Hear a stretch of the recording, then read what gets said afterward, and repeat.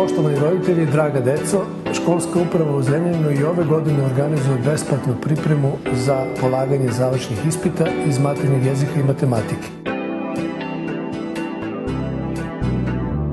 Naša želja je bila da vam pomognemo da se što bolje pripremite za polaganje završnog ispita. Ipak, želeo bih da vas podsjetim da će uspjeh na završnom ispitu najviše zavisiti od vašeg zalaganja. Srećno!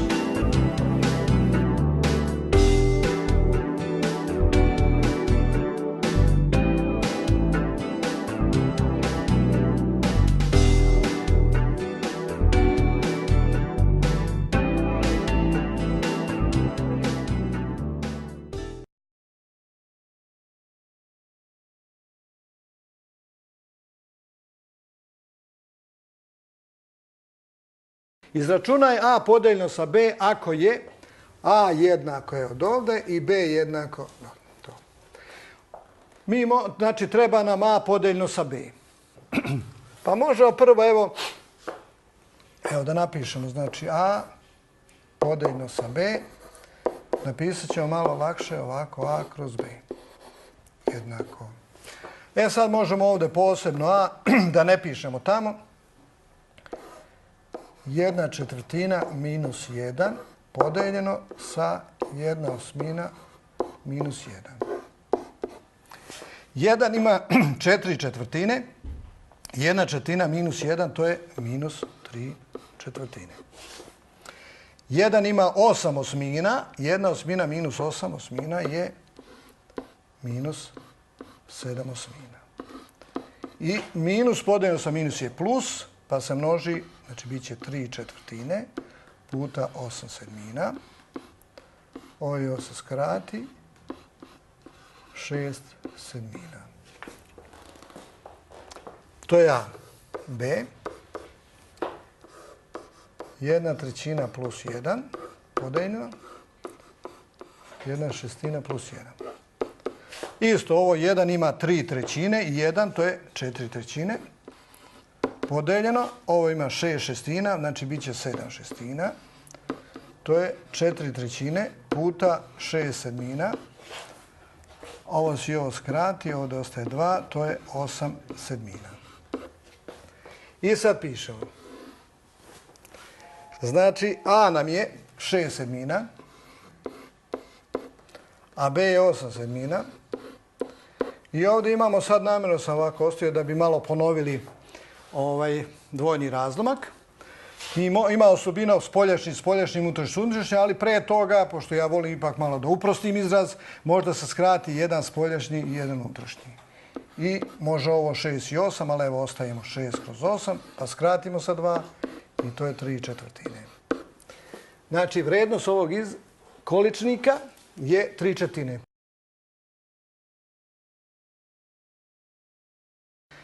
Izračunaj vrednost izraza, znači imamo ovdje, vidite, jedan izraz i delimo ga i onda sabiramo. Znamo da prvo treba podijeliti.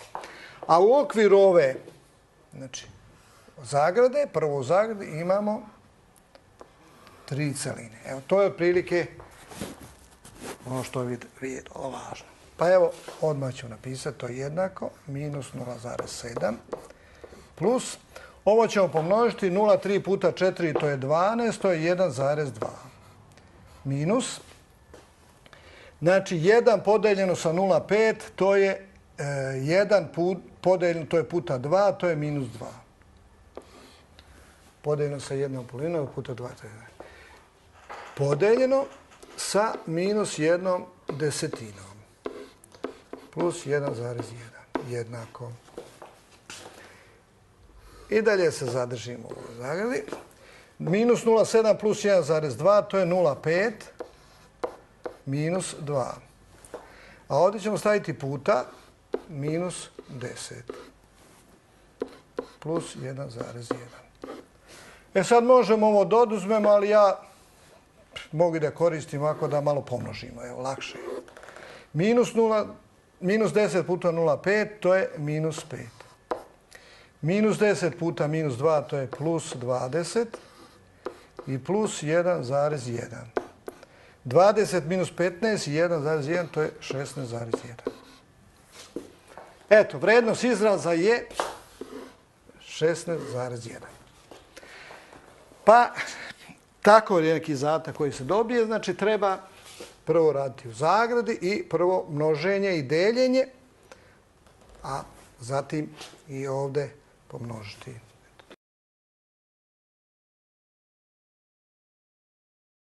Sad ovdje imam više zagrada. Znači imamo pa minus, pa ovdje minus i tako dalje. I najčešće se to radi što se počnemo oslobađati ove prve zagrade, pa idemo sve ovamo. Pa eto tako ću ja malo modificirano raditi. To je minus 9 polovina. Pa ću dostaviti, znači, 2/5 minus 3/5 minus 1/5 podeljeno 4/5 minus 5/5, to je minus 1/5. 2, 3. Znači ovdje, znači idemo minus 9 polovina, minus 3/5, minus 2/5, da, 2/5, minus 3/5, minus 1/5 podijeljeno sa minus 1/5, to je plus 1. Sad već možemo da ne radimo više, nego odmah su oslobađanja. Pa pišemo minus 9 polovina. Minus i plus bit će minus 2/5. Minus i ovo minus, znači bit će plus 3/5 plus 1. Jednako. Minus 9 polovina plus 1/5 plus 1. Nađemo najmanji zajednički, to je 10. Znači ovo će biti minus 45 plus 2 i plus 10. To je minus 35, minus 33 desetine. Eto, tako rezultat. Ili to je minus 3,3 ili to je minus 3,3. Eto, ali može bilo koji od ovih.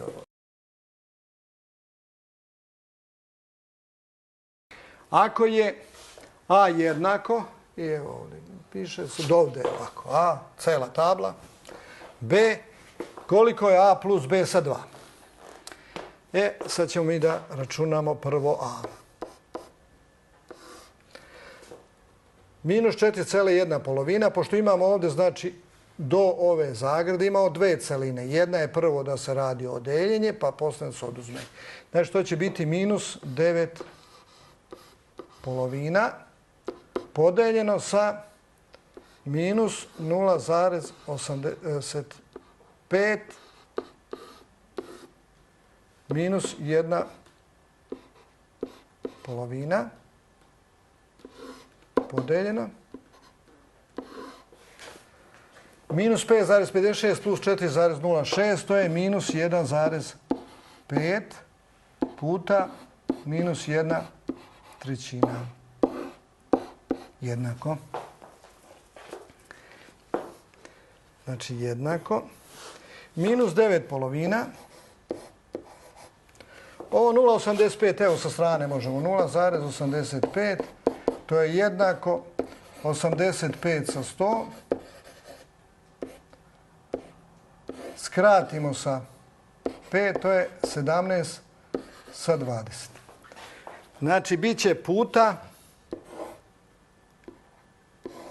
minus 20 sa 17. I minus 1 polovina. Jednako. Minus 1,5, ne podeljno, ovdje smo stigli. Minus 1,5 puta minus 1,3, ovo se skrati, to je minus 0,5. Jednako. Sad ovdje i ovo skratimo, ovdje je 10, znači bit će 90 sa 17.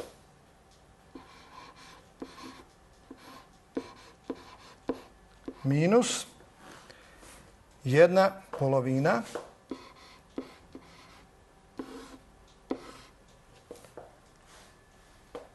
ovdje je plus bila jer je nije minus puta. Ovo je podijeljeno 0,5, to je kao podijeljeno s 1/, to je puta 2. Sad, ovdje je najmanji zajednički 34. Ovo će biti 180 minus 17 puta 2. Ovo skratimo. Znači, a je jednako 163 sa 17, a to je 9. Znači, a je 9. Sad je ovo b. Evo možemo i ovdje. Biće 6 minus 6 puta. Nađemo najmanji zajednički, to je 6. Ovdje 2 u 6 je 3 puta, znači bit će 3 plus 2. Ovo skratimo. Znači 6 minus 5, a to je jednako 1. Znači, a je 9, a b je 1. I sad nam treba koliko a plus b sa 2. A plus b sa 2 je jednako 9 plus 1 sa 2, a to je 5. Znači, rezultat ovog ogromnog zadatka gdje je a bilo ovoliko je 5.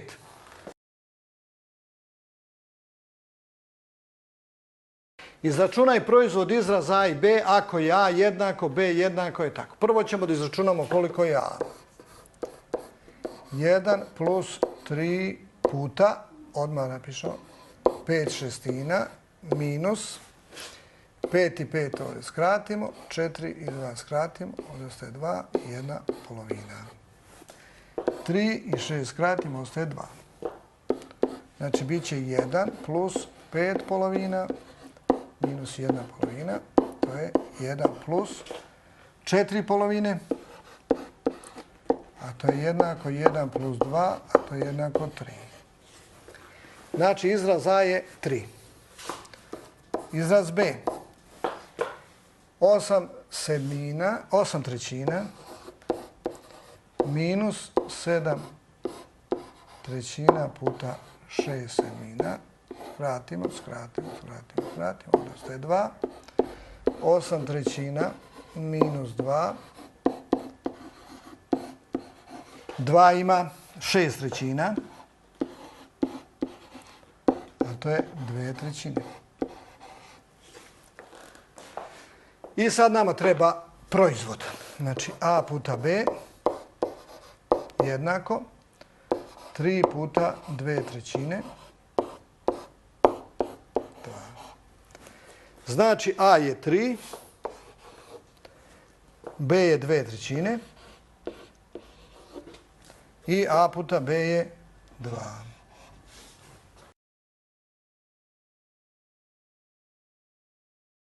Odredi najmanji petocifren broj čije su sve cifre različite i koji je deljiv brojem 6. Znači, ovdje je bitno da su cifre različite i bitno je da je deljiv brojem 6 i da je petocifren broj. Evo, znači, stavit ćemo petocifren broj. 3, 4, 5. Znači, 5 cifara. Sad, mi treba da vidimo da je broj deljiv sa brojem 6. Ako se podsjetimo da vidimo kad je broj deljiv sa 6, on je deljiv sa 6 ako je deljiv sa 2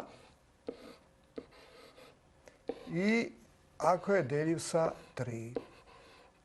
Znači 2 puta 3 je 6. Znači ako je deljiv sa 2 i sa 3. Kad je deljiv sa 2?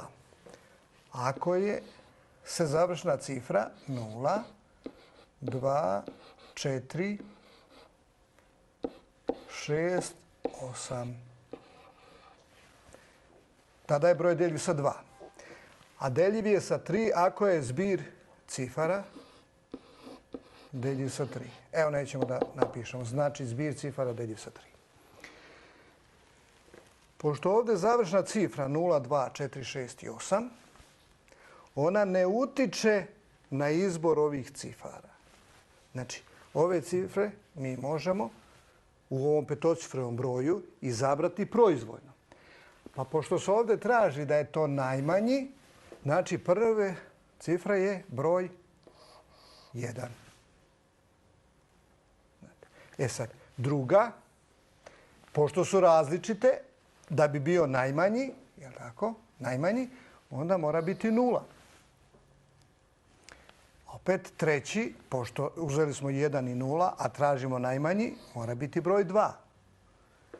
I sad, pošto smo uzeli 1, 0, 2, najmanji, ovdje je broj 3. E sad, ova završna cifra ne sme biti, znači, 1, 0, 2. Pa odmah ovdje predstavimo 0 i 2. Znači, ne sme biti 0 i 2 zato što su različite. Treba različite cifre da budu. Onda, znači, može biti 4, 6 ili 8. Znači, ovdje jedino mogu brojevi biti 4, 6 i 8. E sad gledamo da vidimo kad je deljiv sa 3, odnosno zbir cifara. Pa sad vidimo 1 plus 2 su 3 i ovo 3 je 6. Znači, ovdje mora biti broj deljiv sa 6. Sa 3, a to je 6. Jer da smo stavili 4, onda ne bi bilo deljive 1 i 2 su 3 i 3 su 6 i 4 i 10, znači ne bi bilo deljivo, znači mora biti broj 6. Znači, to je broj, najmanji je 10.236.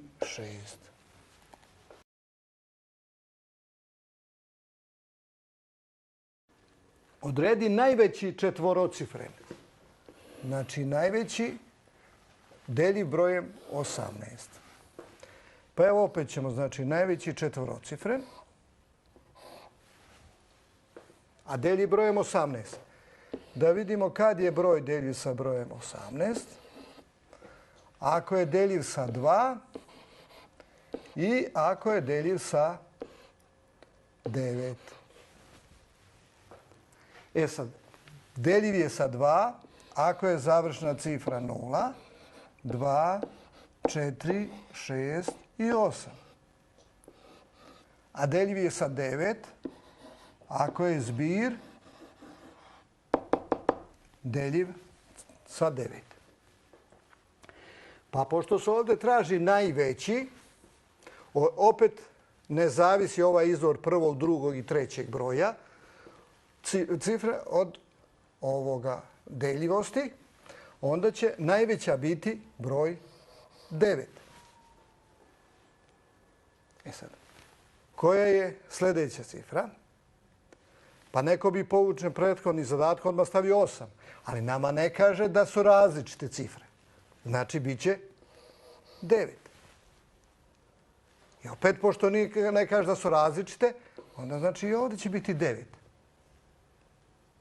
E sad, šta može biti sljedeća da bi bio najveći? Pa možda bude 0, 2, 4, 6 ili 8. Znači, jedino te tri cifre. Međutim, ovdje je zbir deljiv sa 9 i 9, 9. Znači, mora i ova biti cifra deljiva sa 9. Pa očigledno, ako ove uzmemo 8, ne može 6, ne može 4, ne može 2, ostaje samo 0. I sad je ispunjen uslov. Znači, završna cifra 0 je deljiva, to jest parna, i deljiva sa 2. A zbir cifara je 9, 9, 18, 27, znači zbir je deljiv sa 9. Prema tome, najveći broj deljiv brojem 18 je 9.990.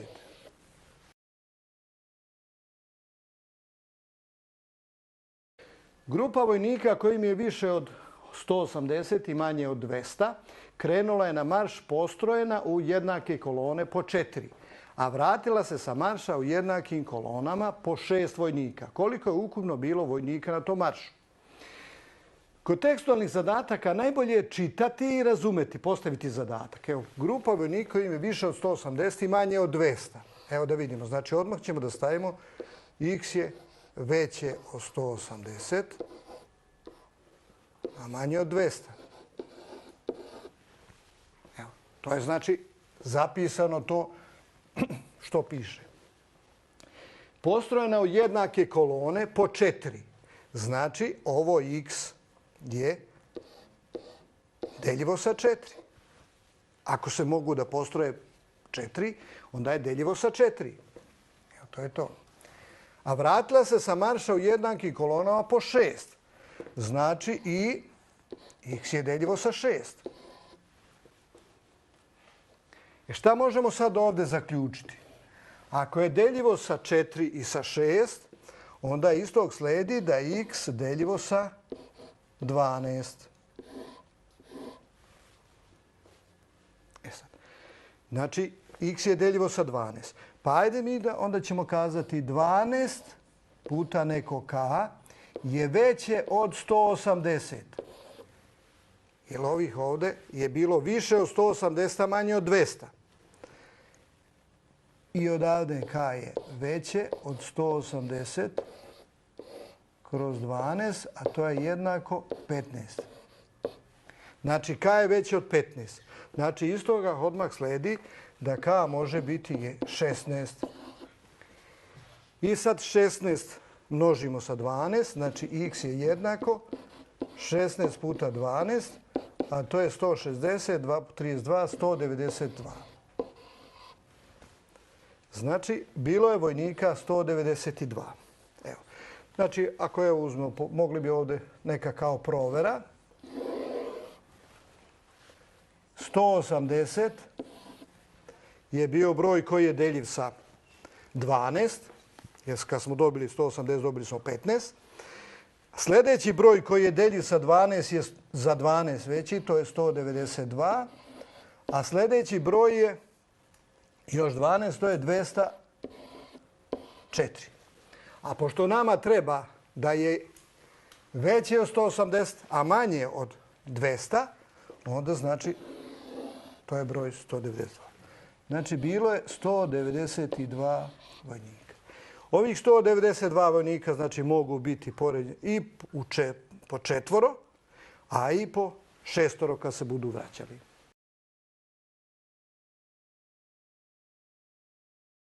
Odredi najveći trocifren broj deljiv sa 12.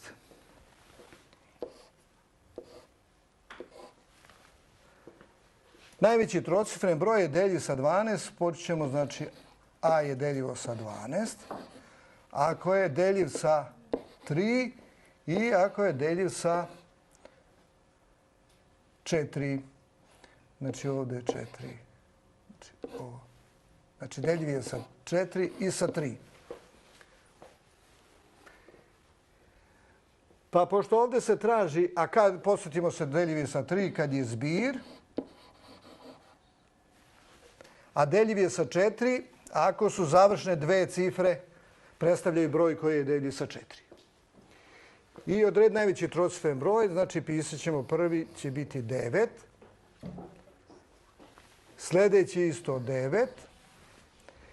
I sad da bi bio zbir, znači deljiv sa 3, onda koji može biti sljedeći broj? 9 i 9 može da bude 0, može da bude 3 i može da bude 6 i 9. Jer 9 i 9 je deljivo, znači 0 bi ovdje mogla, 3 bi moglo, 6 i 9. Ali mora biti završna dve cifre deljiva sa 4. Ako je 90, znači ako je 0,90, znači otpada, nije deljiva sa 4. 93 isto otpada, 99 otpada, znači ostaje 6. I provjerimo.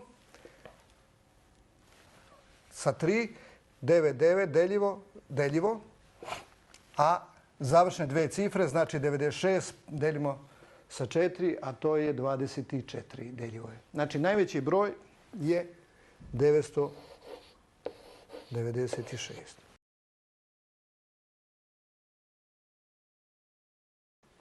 Napiši 3 broja 5000 čija je cifra desetica 2, a koje su deljivi sa 9. Znači, deljivi su sa 9, ako je zbir deljiv sa 9. Pa cifre 5000 počinju sa 4. Onda desetica je, znači ovdje ne znamo, pa desetica je 2, evo desetica 2 i jedinice ne znamo. Znači, treba ovdje da stavimo bar 3 broja tako da predstavljaju, znači 3 cifre da predstavljaju broj koji je deljiv sa 9. Jedan od načina je da pod prilike nađemo nekako 3 broja, ali ćemo time puno izgubiti vremena. A drugi, evo ja ću pokušati da kompletno rešimo zadatak pa da uzmemo. Evo ako mi uzmemo ovdje bilo koji broj, na primjer evo x i y, znači šta mora biti? Mora biti x plus y jednako, da bi bio deljiv, pošto je 4 plus 2 6, znači mora biti 3 zbir, jer 4 i 2 su 6, znači zbir ovoga je 3, to je 9 i onda je deljiv sa 9. Ili može da bude x plus y 12. Jer ovdje imamo 4 i 2 6 i 12 su 18 i to je deljivo sa 3. I sad mi posmatramo koji su to brojevi koji su deljivi, čiji je zbir 3.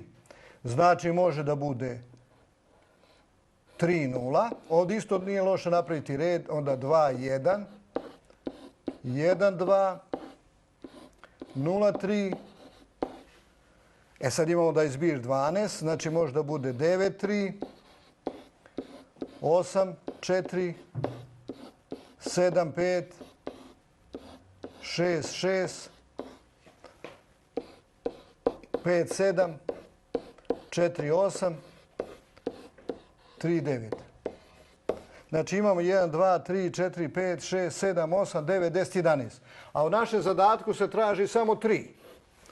Pa evo mi ćemo staviti, na primjer, 4, 3, 2, 0. Evo, ovaj smo stavili. Znači 4 i 3 su 7 i 2 9, znači deljivo je sa 9, znači to je broj. Ili, na primjer, evo možemo ovaj. 4, 3, 2, 9. Ili, na primjer, ovaj. 4, 7, 2, 5. Evo, tražilo se 3, znači to su ti brojevi. Evo, mi ćemo da ih napišemo. 4, 3, 20, 4, 3, 29 i 4, 7, 2, 5. Znači, brojevi su 4320, 4329 i 4725. Ovdje sam ja pokazao način kako možemo da odredimo sve brojeve. A mi, tačno će biti i ako napišemo, jer ne traži se ovdje objašnjenje, znači ako nađemo samo ova 3 broja ili neka druga od ovih varijanti. Ali ne postoje drugi da zadovoljavaju ovaj uslov osim ovih 11 načina.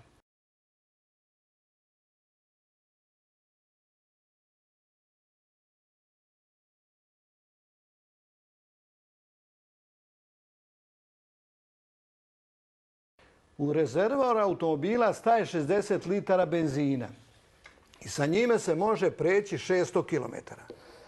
Znači 60 litara benzina i sa njime se može preći 600 km.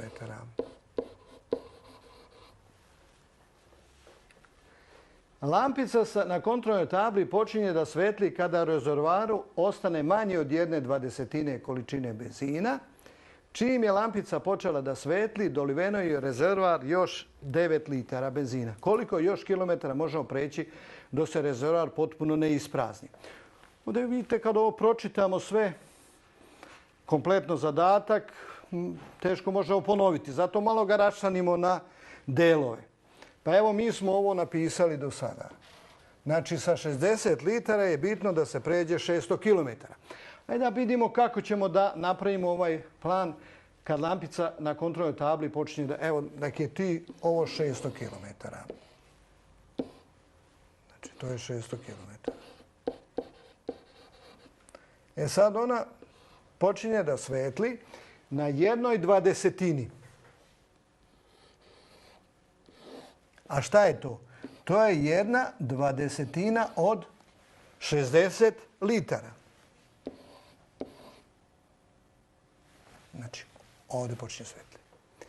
I još mi dodamo od rezervoara još 9 litara. Znači plus 9 litara. I onda će onda pređe i da ide dalje. I sad se postavlja pitanje koliko će kilometara preći sa ovim gorivom. Znači još jedno. Lampica počinje da svetli na 1/20 od punog rezervoara. A to znači 1/20 od 60 litara. I još smo dodali 9 litara. Evo vidite, ovo. I sad poslije se pitanje koliko sa ovim gorivom, znači x, možemo preći kilometara. 1/20 od 60 to je 3 i ovih 9 je 12. Znači postavlja se pitanje koliko sa 12 litara možemo preći kilometara. Očigledno ovo je direktna proporcija, jer sa 60 pređemo 600, a ovdje sa manje preći ćemo isto manje. Jer sa 60 pređemo određen kilometar, sa ovdje manje. I znači proporcija je direktna. Znači pisat ćemo x prema 600 jednako je 12 prema 60. Znači x je jednako 600 puta 12, 60. Ovo skratimo i ovo kad skratimo ostaje ovdje 10 i 10 puta 12 je 120. Znači možemo preći još 120 km. Mogli smo ovdje odmah ocijeniti. Ovo je petina. Znači rezervoar je 60 litara, prelazi se 600, a 12 litara je petina od 60, pa znači bit će i ovdje petina od 600, a to je 120 km.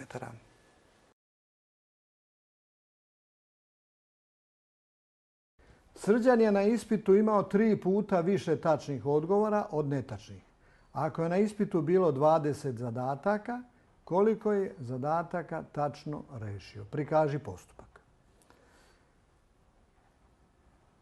Prvo treba da postavimo da imamo 3 put više tačnih odgovora od netačnih. Evo, obeležit ćemo netačni odgovori.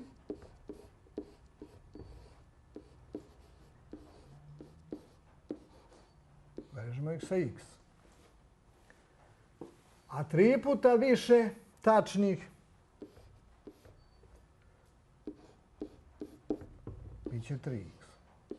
Možete odmah postaviti pitanje, a zašto sam baš ovako? Mogao sam ja da stavim da je tačnih x, a onda će ovih biti x trećina. Ali lakše je raditi, znači kad mi stavimo, prvo vidimo koji je manji, pa to obeležimo sa x i odmah osnovu toga. I sada vidimo, ukupno je bilo 20.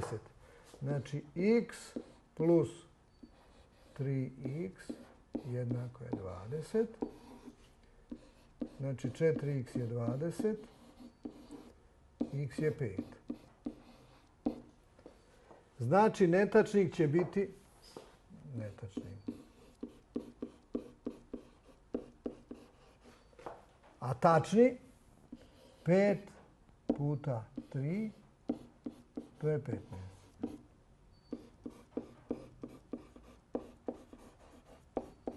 Znači odgovor je bio 15 je tačno rešio.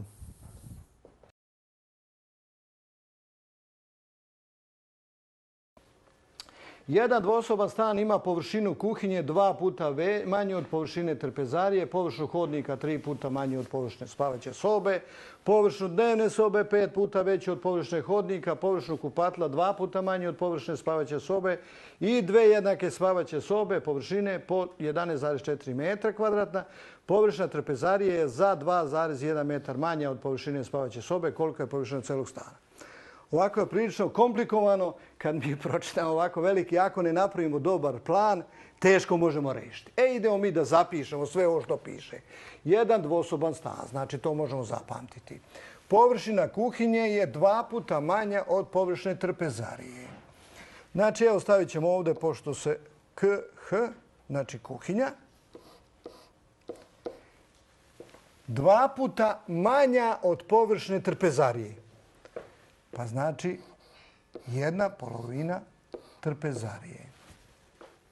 To je kuhinja. Evo, ovo smo zapisali sada. E sad, površinu hodnika, znači hodnik, je 3 puta manji od površine spavaće sobe. Znači, to je jednako 1/3 spavaće sobe. To je dobro. Površina dnevne sobe, znači dnevna soba, je 5 puta veća od površine hodnika. Znači 5 puta veća znači 5 puta hodnik. Površine hodnika. Površina kupatila, znači kupatilo, pošto smo kuhinju KH, onda kupatilo ćemo ovako, je 2 puta manja od površine spavaće sobe. Znači 1/2 spavaće sobe. I 2 jednake spavaće sobe, znači imamo 2 puta spavaću sobu, znači imamo 2 spavaće sobe, površine po 11, pazite, znači onda spavaća soba je jednako 11,4 metra kvadratna. Neće opisati metra, pošto je sve u metrima. I to smo ovo rešili, napisali. I sad površina trpezarije, znači trpezarija je za 2,1 manja od površine spavaće sobe. Znači spavaća soba minus 2,1 metar kvadratni. Evo time smo mi sada sve zapisali. Znači ovdje je 2 puta manja, 1/2. 3 puta manja, 1/3. 5 puta veća, znači 5 puta veća. 2 puta manja, 1/2. Znači 2 jednake spavaće sobe, napisali smo da ne zaboravimo. I spavaća soba 11,4. I površina trpezarije za 2,1 manja od ove spavaće. Znači ovo spavaće se oduzme 2,1. Odakle ćemo sad da krenemo? Očigledno od ovoga. Znači, pošto ovdje već imamo spavaću sobu, znači bit će 11,4 minus 2,1. Pošto je napredni ovo nivo, možemo odmah da oduzmemo. To će biti 3, a ovdje je 9,3. Znači trpezarija je 9,3. Idemo sada da imamo kupatilo. 1/2 spavaće sobe, a to je 11 puta 11,4.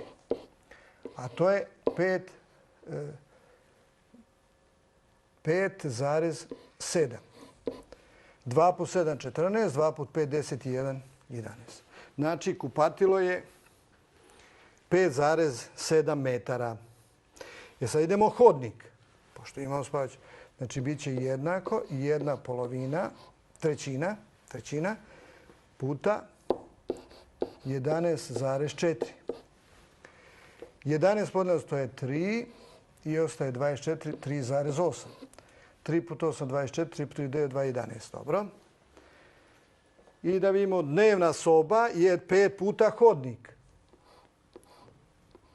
5 puta 3,8. To je 5 puta 3, 15 i 5 puta 8, 40, to je 19. I ostala mi je kuhinja, 1/2 od trpezarije. A trpezarija je 9,3. 9 podijeljeno sa 2 to je 4, u 13 je 6, u 10 je 5. 2 put 5, 10, 0,1, 2 put 6, 12, 1, 13, 2 put 4, 8, 9, 4,5. Sad. I sad ovo jednostavno, pošto smo sve izračunali koliko je površina i kuhinje i hodnika i tako dalje, sad ovo treba samo da saberemo i to da vodimo računa da potpišemo tačno. Znači imamo 4,65. Evo to je to. Pa 3,8. To je to. Pa 19. To je to. 5,7. To je to. Pa imamo dve spavaće sobe. To je 11,4 puta 2. To je 22,8. To da ne zaboravimo. 22,8. Evo, to je to. I na kraju trpezarija 9,3. 5. 3,8 su 11 ili 3,7, 10, 18 i 6, 24, 32. 2, 3. 3 i 4, 7 i 3, 10, 19, 24, 35, 5, 3, 3 i 1 su 4 i 2, 6. Znači, površina stana je 65,25 metara kvadratnih. Idemo samo da smo još jednom tačno. 5, 6, 8, 14, 21, 29, 32, 2, 3, 3, 9, 12, 14, 19, 8, 1, 5, 3, 4 i 2, 6. Tačno. Znači, površina celog stana je 65,25. Znači, vidite, napravljen dobro plan je pola rešenog zadatka. A ovo je jednostavno i čisto praktičan zadatak da se vidi da znamo da izračunamo bar površinu svoga stana.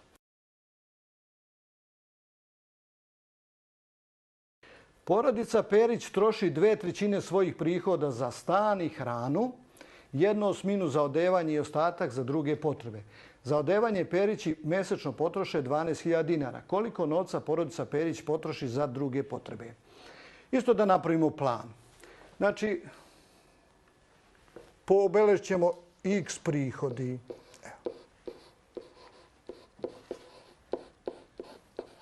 Idemo sad. Znači, svojih prihoda za stan i hranu. Evo dole ćemo napišemo. Znači, stan, hrana, 2/3 svojih prihoda. Znači, 2/3 x. Znači, 2/3, ovo je bitno, svojih prihoda. To je x. Znači, za stan i hranu je 2/3 x. 1/8 za odevanje, znači odevanje,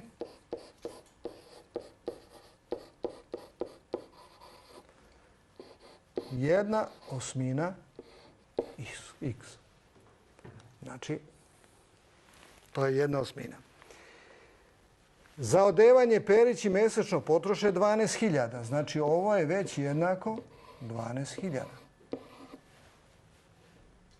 Znači, za odevanje. 12.000, znači, evo to. Koliko novca porodica Perić potroši za druge potrebe? Znači, druge potrebe.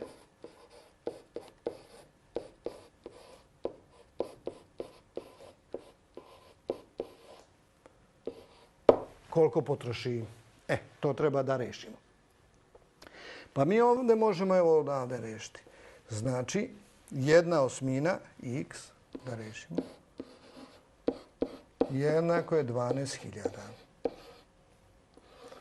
Odmah pomnožimo sve sa 8 i dobijemo x je jednako 96.000. Znači, odmah možemo reći da su prihodi porodice Perić 96.000.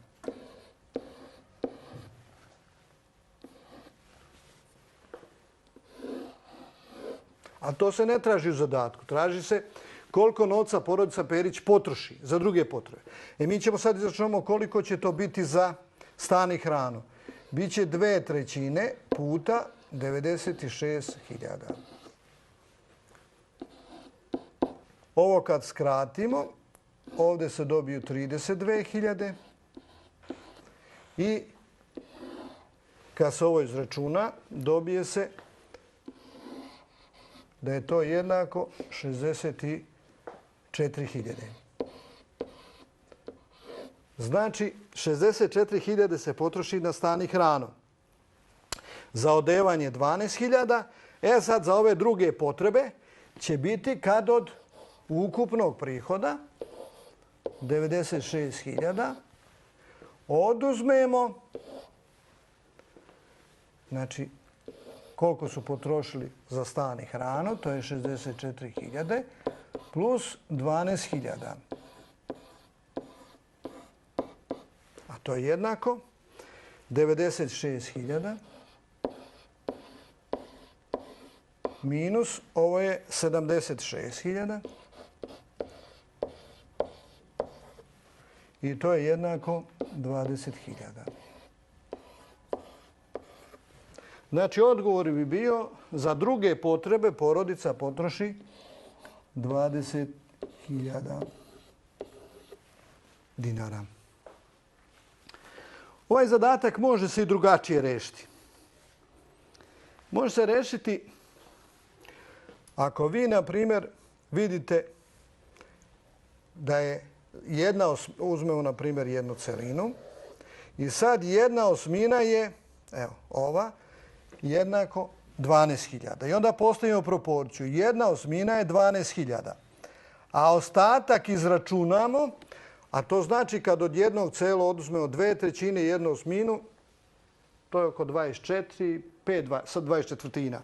I onda postavimo proporciju. Za 1/8 se ostaje 12.000, a za 5 24 20.000.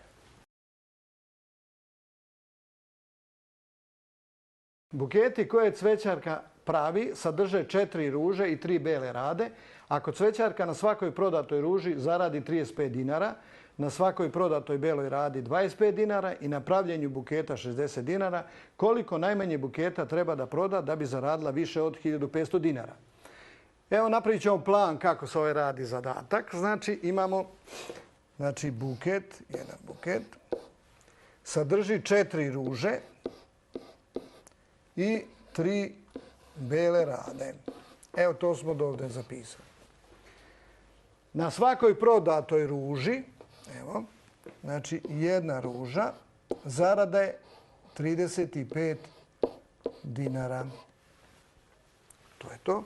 Na svakoj beloj radi zarada je 25. Znači jedna bela rada, zarada je 25 dinara. I na pravljenju buketa 60 dinara. Koliko najmanje buketa, evo, znači ovo smo napravili plan. Zato kaže koliko najmanje buketa, evo, x, tako, treba da proda da bi zarada bila više od 1500 dinara. Znači, evo, zarada. Sada moramo da izračunamo zaradu. Prvo ćemo da vidimo za jedan buket je 60 dinara zarada. To je za pravljenje. Pa plus, za jednu radu je zarada 35 dinara, a pošto ima 4 u buketu, onda je to 4 puta 35. Plus, pa pošto na jednoj beloj radi je zarada 25, onda 3 puta 25. I sve to treba da bude više od 1500 dinara. Znači, veće od 1500 dinara.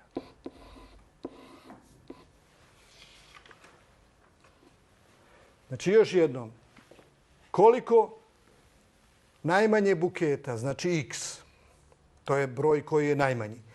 Ako na pravljenju buketa je 60, za jednu će biti 35, 4 puta 35 i za jednu belu 25, 25 puta 3. I sada izračunamo samo.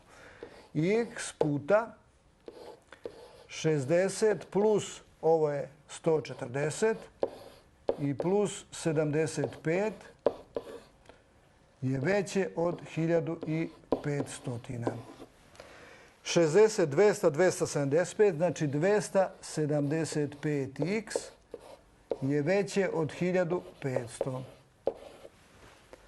Sad samo x je veće od 1500 podeljeno sa 275.